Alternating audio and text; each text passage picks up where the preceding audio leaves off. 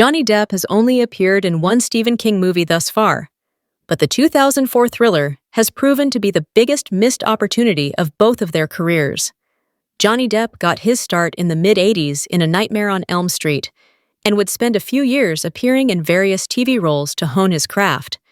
In the 90s, Depp would eventually reach superstardom, and his leading roles were known for showcasing diverse sides of the actor.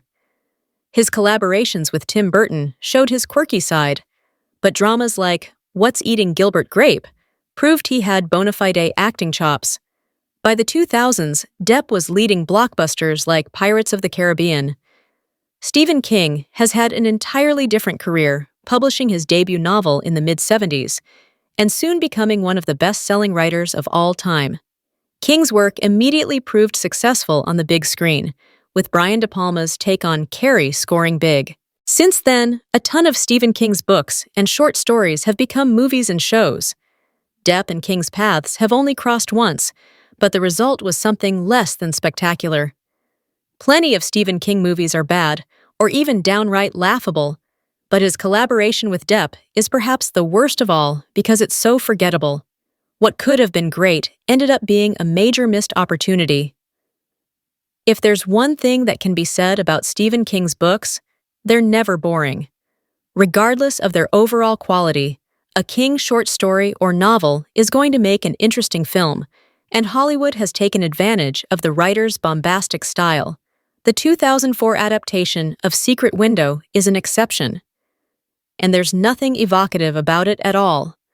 Based on the novella Secret Window, Secret Garden, Secret Window stars Depp as an author who is accused of plagiarism by a strange man. Slowly, the author's life begins to spiral out of control as his accuser harasses him and eventually tries to frame him for murder.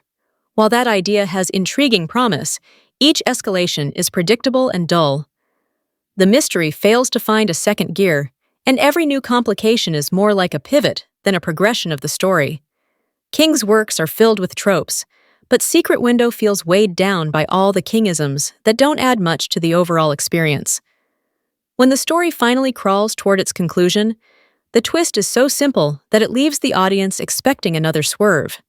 King had already done the crazy writer thing too many times by 2004, and Secret Window bears a striking resemblance to his novel The Dark Half, but without the bonkers supernatural elements. Because the story only focuses on Depp's character, the audience has no reason to care about what happens to everyone else, and the twist feels like a betrayal. As is often the case, Secret Window made some changes to the original novella. However, those adjustments didn't help to improve on an ending that was already pretty poor to begin with. The published version is an even more convoluted mess in which Mort dies, and it's revealed that his alter ego, Shooter, has actually somehow manifested into the real world. Both versions suffer from poor resolutions, with the film and novella guilty of dumping a plethora of information on the audience without revealing it in any clever manner. Mort just realizes he's created Shooter and doesn't come to that conclusion through action. King has always struggled with endings, but never was that more clear than in Secret Window, Secret Garden.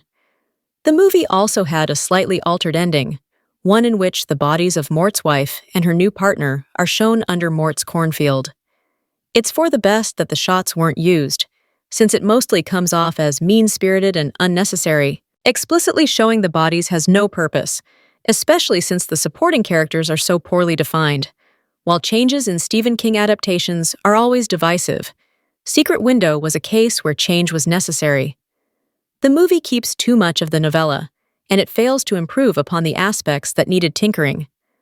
A blank slate would likely have resulted in a better film than the half-hearted adaptation that was the final product. Since the novella was so short compared to a full-length novel, the screenwriter could have built up the world of the story, or found a way to keep some supernatural elements. What the movie really needed was something scary, but the novella offers little in the way of chills. With an excellent actor like Depp, it's also a shame that he was given nothing to work with. Mort is such a hollow character in the novella, he could have been reinvented on the big screen.